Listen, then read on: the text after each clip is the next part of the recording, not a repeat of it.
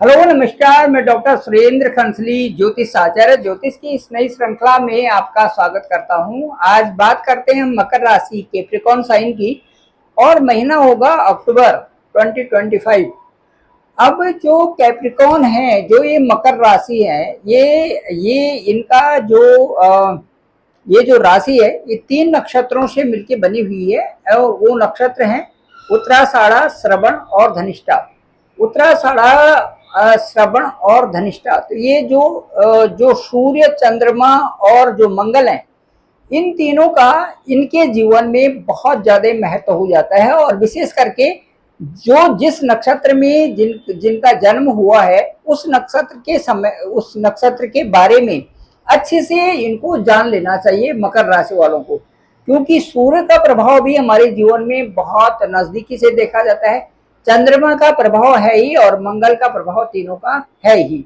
इस तरह से जो सूर्य, चंद्रमा और जो मंगल हैं, ये उत्तराषाढ़ा के जो 4 चरण हैं उनमें से दूसरा, तीसरा और चौथा चरण उत्तराषाढ़ा के आते हैं। कुछ लोगों का जन्म उत्तराषाढ़ा में हुआ होगा। उसके बाद श्रवण के चारों चरण आते हैं, 1, 2, 3, 4, और उसके बाद धनिष्ठा के पहला और दूसरा चरण आता है इस राशि को बनाने के लिए।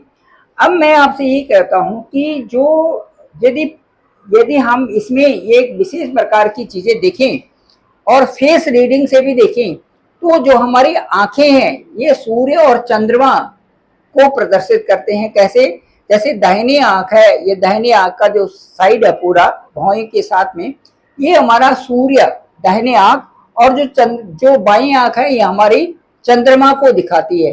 तो इनमें किसी प्रकार से अच्छी चमक न होना, अच्छा इंप्रेशन न होना, भ्रुकुटी का सही न होना, यहाँ तक पूरा जो ये चंद्रमा, जो सूर्य की जो दाहिनी आंख और बाईं आंख है, ये चंद्रमा और सूर्य को प्रदर्शित करती हैं। इसी तरह से जो मंगल है, मंगल हमारे उन चीजों को दिखाते हैं जो कि चमकने वाली चीजें होती हैं, और उनमें यदि कहीं पर परेशानी आती है तो मंगल का प्रभाव देखा जाता है। उसमें यदि मुंह से ही हम देखें तो मुंह के साथ में जो हम दिखाई देते हैं वो हमारे दांत है, लिप्स का एरिया है, दांत है, ये सारे मंगल से प्रभावित। यदि आपके दांतों में बीमारी है या यदि आपकी मुंह से बदबू आती है, ये कई सारी चीजें ऐसी होती हैं, तो मंगल का प्रभाव जरूर होता है कहीं ना कहीं। या वो रोग शरीर में होते हैं, पित्त से संबंधित रोग या उन चीजों से संबंधित जो वहां से हमारे मुंह में भी प्रदर्शित होता है।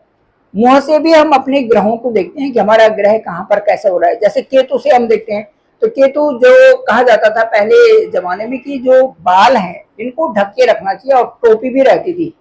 तो कहने का मतलब उसके पीछे जो लॉजिक है वो ये है कि केतु यदि व्यवस्थित ढंग से बाल बने होने चाहिए, अच्छे होने चाहिए, सारी चीजें उनकी अच्छी सी होनी चाहिए, तो वो कहते हैं केतु। जिसके बिखरे हुए बाल रहते हैं और कई सारी परेशानियां होती है, तो वहां पर केतु से संबंधित चीजें वहां पर दिखाई जाती है कि केतु इनका खराब चल रहा है, तो केतु से संबंधित उपाय क्या होने चाहिए।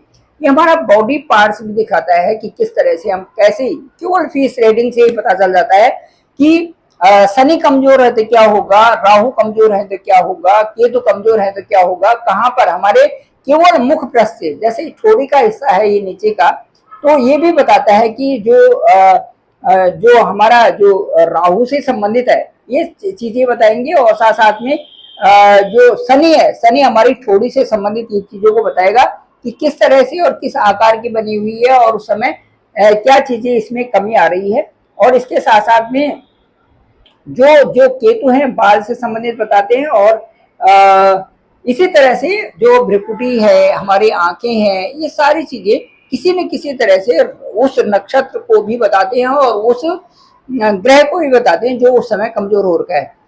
चलिए, मैं शुरू कर रहा था कि मकर राशि है, इनके लॉर्ड शनि है, तो शनि की दशा और अंतर्दशा तो अच्छी होनी चाहिए।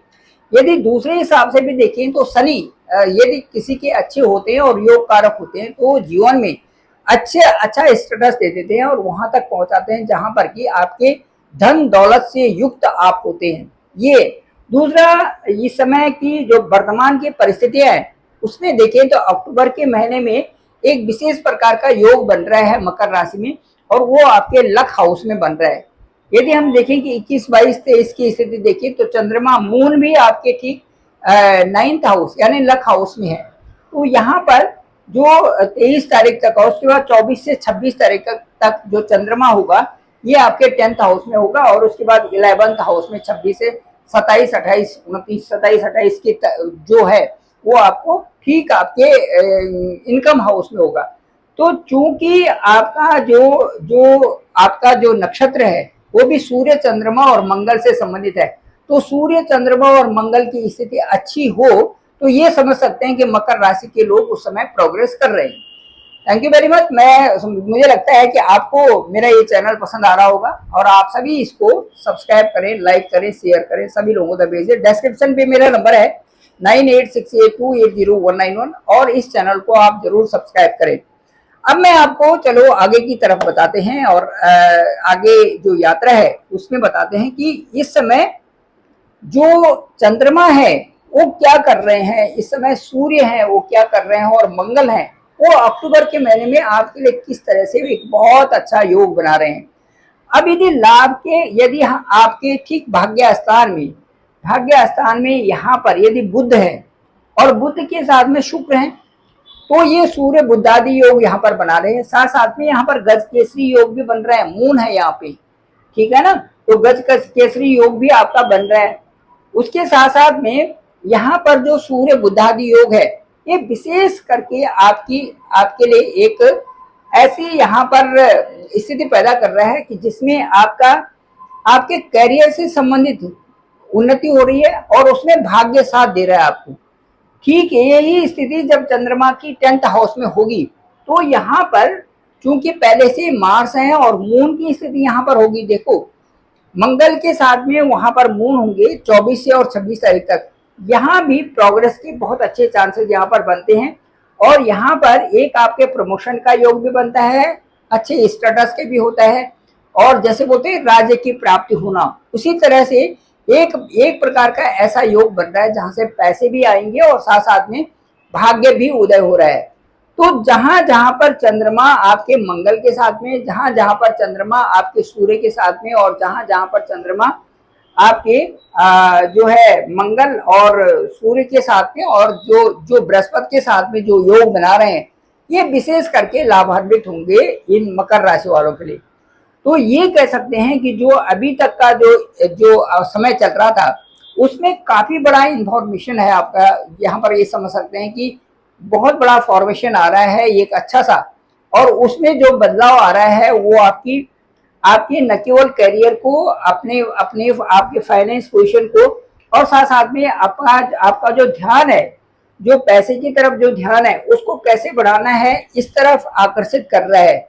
इसके साथ साथ में मकर राशि के लिए मैं ये कहूंगा कि आपको एक्सपेंसेस का भी ध्यान रखना है कि जो आपके खर्चे होते हैं उसका आप ध्यान नहीं रखते कि कितना खर्चा हो रहा है और कहाँ हो रहा है। इन चीजों को मकर राशि के लोगों ने ध्यान रखना है। इसके साथ साथ में मैं ये बताऊंगा कि जो स्थिति कुछ दिनों बाद सूर्य की आएगी तो सूर्य तुला राशि में जाएंगे, वहां पर नीच के होंगे, लेकिन ये कह सकते हैं कि नीच के होने पर भी यहाँ पर परिश्रम तो थोड़ा ज्यादा रहेगा 17th के बाद, लेकिन परिश्रम के साथ साथ में आपको कई ऐसी चीजों की भी प्राप्तियां होंगी कि जो आपको पता ही नहीं था, ऑल ऑफ सडन कुछ इस तरह की चीजों की प्राप्तियां भी होंगी, क्योंकि सूर्य का स्थान आपके ठीक अष्टम स्थान है और अष्टम स्थान रहस्यों का होता है। यहाँ से यदि केंद्र में सूर्य नीच के भी होते हैं तो भी यहाँ पर कुछ रहस्यों के साथ में आपके साथ रहस्यमयी घटना हो सकती है, या रहस्यमयी तरीके से आपको कुछ लाभ की संभावनाएं बन सकती हैं, या वहां पर कुछ पॉलिटिक्स होंगी जिससे कि आपको सावधान भी रहना पड़ेगा। ये सूर्य की स्थिति कुछ दिनों बाद जब सूर्य नीच के होंगे 17th के बाद, तो उसमें आपको ध्यान रखना है।